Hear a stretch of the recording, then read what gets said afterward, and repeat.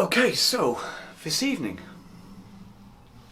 I've grabbed another LP from a box of LPs, and it's this one, Led Zeppelin III by Led Zeppelin from 1970, complete with the famous little, I suppose how do you say it, spinny thing. Goes around and around and around, very effective, very pretty, very nice. This, as I say, came out in 1970. It's Led Zeppelin's, obviously, third album, as you would hope it would be with a title like that. Produced by Jimmy Page, recorded at the Manor in Oxfordshire, which was to become quite well known in rock music circles. And obviously the lineup is Jimmy Page, Robert Plant, John Paul Jones and Bonzo Bonham on the drums. Now I can't imagine any other band apart from possibly Rush who you could take one of those members out and for it to be anywhere near the same. I don't think you could. I don't think you could take any of those geezers out and replace them with somebody else. I think it's impossible. And that's probably why they were so successful. One of the reasons.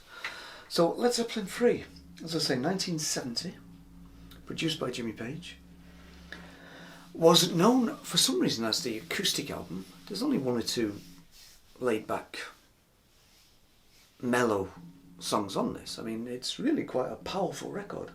So I've never referred to it as the acoustic album. There's some fantastic songs. It certainly doesn't begin in a mellow way. Obviously not. You've got the Immigrant Song, which is one of the most powerful Led Zeppelin songs of all time. And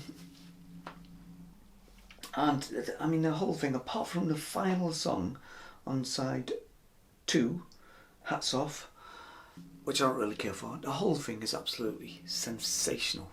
Absolutely brilliant record. This is one of those records that I genuinely look forward to putting on. I literally can't wait to drop that needle. When it came out, it was slated by the media, but in general the fans seemed to like it a lot because it went straight to number 1. And it went to number 1 in America too. So that's not bad for an album that critics didn't like. But who are critics anyway? But saying that, Robert Plant is on record as saying that he was affected so much by the negative criticism of this record that he wouldn't speak to anybody, press-wise, for 18 months.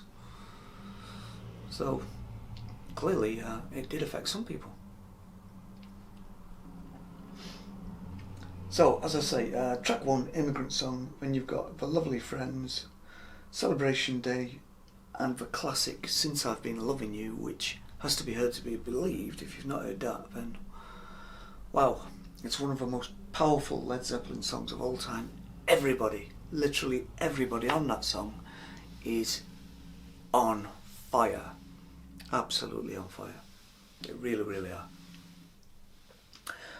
I have had this record for 35 years. I've loved it since day one and I still love it now. The final track, it's not an issue, you just hit reject and the needle comes off and back to the cradle we go. Because to be honest with you, Hats Off is nonsense, but it's meant to be, it's meant to be. So yeah, Led Zeppelin III, their third record, one of the best. I actually prefer this to some of the ones that came after it. I think it's a much more consistent record.